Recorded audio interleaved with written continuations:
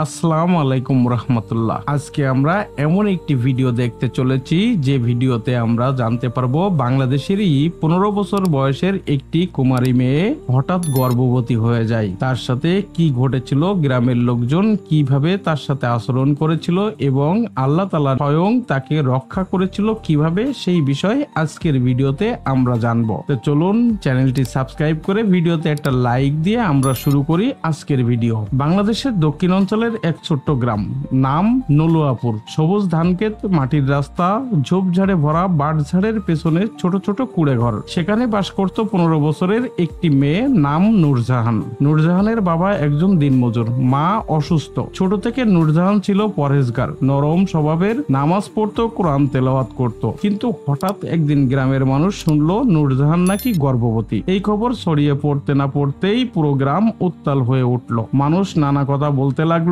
কেউ বলল ও মেয়ে চরিত্রহীন, কেউ বলল ওর ঘরে নিশ্চয়ই কেউ আসতো, কেউ আবার ফিসফিসিয়ে বলল এটা আল্লাহর গজব। কিন্তু নূরজাহান কাঁদতে কাঁদতে বলল, আমি কসম খাই আমি কারো সাথে কিছু করিনি, আল্লাহ জানেন আমি নির্দোষ। কিন্তু কেউ তার কথা বিশ্বাস করলো না। মা অসুস্থ, বাবা অপমানে মুখ ঢেকে রাস্তায় বেরোতে পারতেন না, গ্রাম তাকে ত্যাগ করলো। এমনকি গ্রামের ইমামও চুপ থাকলেন, যেন এই ঘটনাটির কোনো ব্যাখ্যা তাদের জানা নেই। এক রাতে গ্রামের মুরব্বীরা সিদ্ধান্ত নিল এই মেয়েকে গ্রাম থেকে বের করে দিতে হবে, এটা পাপ, এটা আল্লাহর রোষ ডেকে আনবে। নূরজাহান কেঁদে কেঁদে বলল, আমি কোথাও যাব না, আমি তো কিছু করিনি। কিন্তু কেউ শোনেননি তার কান্না। এক বস্তা কাপড়, একটু ভাত আর চোখে অশ্রু নিয়ে নূরজাহান চলে গেল গ্রামের শেষ প্রান্তের জঙ্গলের দিকে। সেখানে একটা পুরনো কুঁড়ে ঘর ছিল, অন্ধকার, নির্জন, ঝোপঝাড়ে ঢাকা। রাতের বেলা সে একা বসে কান্না করছিল, কোরআন হাতে নিয়ে দোয়া করছিল, হে আল্লাহ তুমি জানো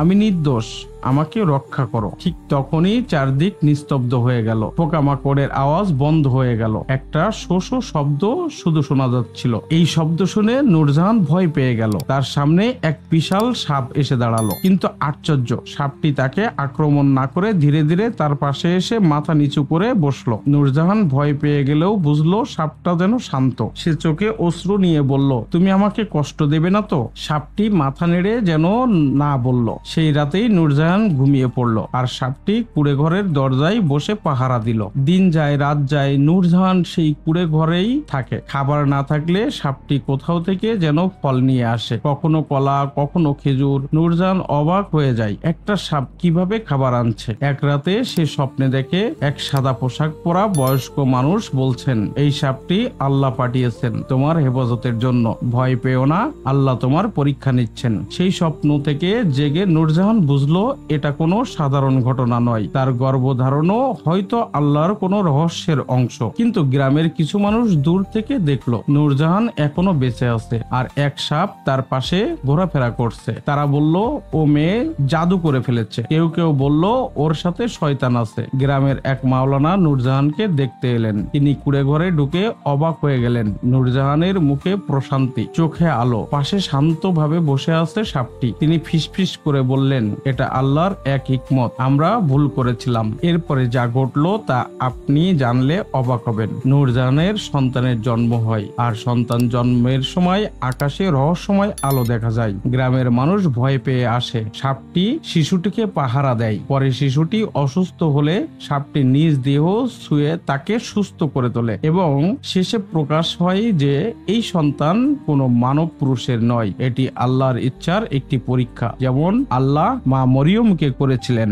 আল্লাহ যাকে চান তাকেই পরীক্ষা দেন। সমাজ যতই দোষ দিক না কেন, সত্য এই ইমানদার মানুষকে আল্লাহ একদিন সম্মানিত করেন। যেমন নূরজাহানকে সাপ দিয়ে হেফাজত করলেন, তেমনি আল্লাহ প্রতিটি মুমিনের জন্য তার রহমত প্রেরণ করেন ভিন্ন ভিন্ন রূপে। এখন আসি আমরা একটু পূর্বে। নূরজাহানের গর্ভে তখন নবম মাস চলছে। বনের ভেতরের ছোট্ট কুড়ে ঘরটা এখন তার একমাত্র আশ্রয়। তার পাশে এখনো সেই কালো সাপটি যেন তার পাহারাদার। রাত গভীর, চারদিকে ঝোড়ো হাওয়া, মেঘের গর্জন, বৃষ্টি নামার আগে অদ্ভুত নিস্তব্ধতা। নূরজাহানের শরীর কাঁপছে, ব্যথায় মুখে দোয়া, হে আল্লাহ আমাকে সাহায্য করো, আমি তো একা, কেউ নেই পাশে। ঠিক তখন কুঁড়েঘরের বাইরে বজ্রপাতের সাথে সাথে দেখা গেল আকাশে এক নীলচে আলো ছড়িয়ে পড়ছে, আর সেই আলো যেন নেমে এলো কুঁড়েঘরের ভিতরে। সাপটি কুঁড়েঘরের দরজার সামনে দাঁড়িয়ে মাথা উঁচু করে পড়লো। তার চোখ থেকে বেরোচ্ছে মৃদু আলো, মনে হচ্ছিল সে পাহারা দিচ্ছে যেন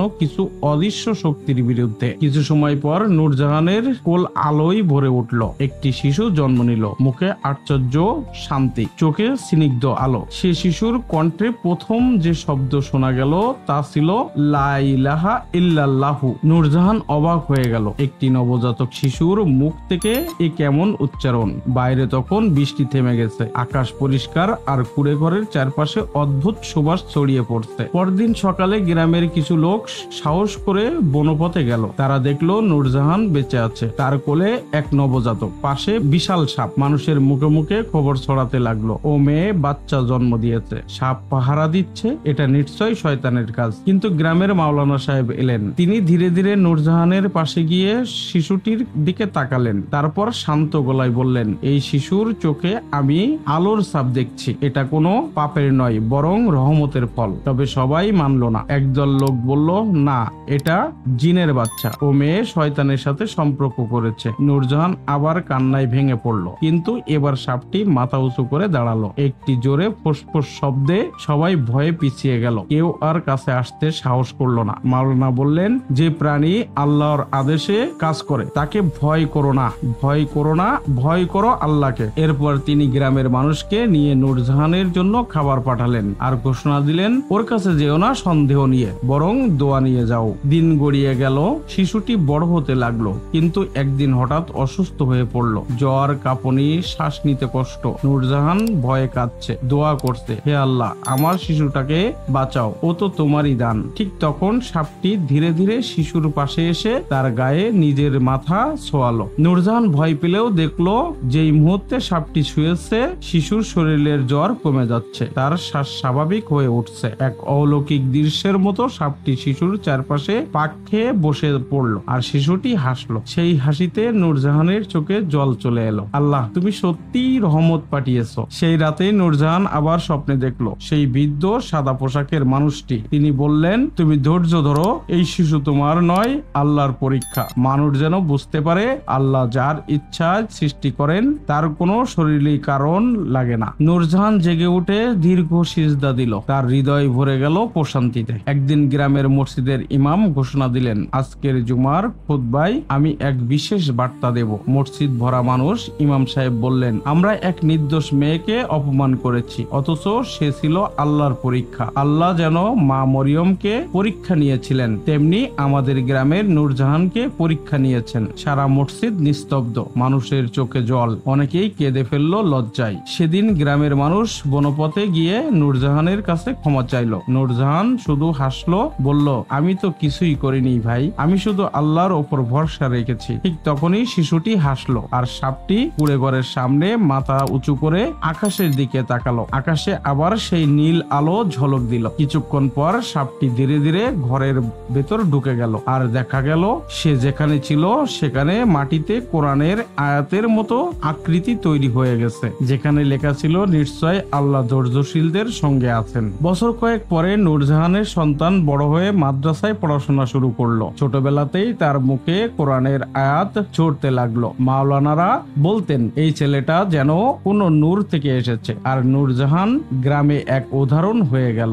মানুষ বুঝলো, কাউকে অভিযোগের আগেই বিচার করা আল্লাহর কাছে বড় অপরাধ। এই কাহিনী শুধু এক মেয়ের নয়, এটা এক শিক্ষা যে আল্লাহর রহমত কখনো যেভাবে আসে তা মানুষের চোখে অদ্ভুত মনে হয়, কিন্তু আল্লাহর কাছে সবকিছুই হিকমত আছে। হে প্রিয় দর্শকগণ, এই গল্পের মতোই আমাদের জীবনে অনেক সময় এমন কিছু ঘটে যা আমরা বুঝতে পারি না, কিন্তু মনে রাখো, আল্লাহর রহমত কখনোই বিলম্ব করে না। যে ধৈর্য ধরে, যে ঈমান রাখে, আল্লাহ তার পাশে অবশ্যই থাকেন, কখনো সাপের রূপে, কখনো মানুষের রূপে, কখনো কোনো অদৃশ্য শক্তির রূপে। তো দর্শকবৃন্দ, আপনারা এই গল্প থেকে আসলে কি বুঝতে পারলেন সেটি অবশ্যই কমেন্টসে লিখতে ভুল করবেন না। ভিডিও ভালো লাগলে একটি লাইক করে করে দিন। আপনি যদি আমাদের চ্যানেলে নতুন হয়ে থাকেন চ্যানেলটি অবশ্যই সাবস্ক্রাইব করে দিন। ভালো থাকবেন সবাই, সুস্থ থাকবেন, আমিন।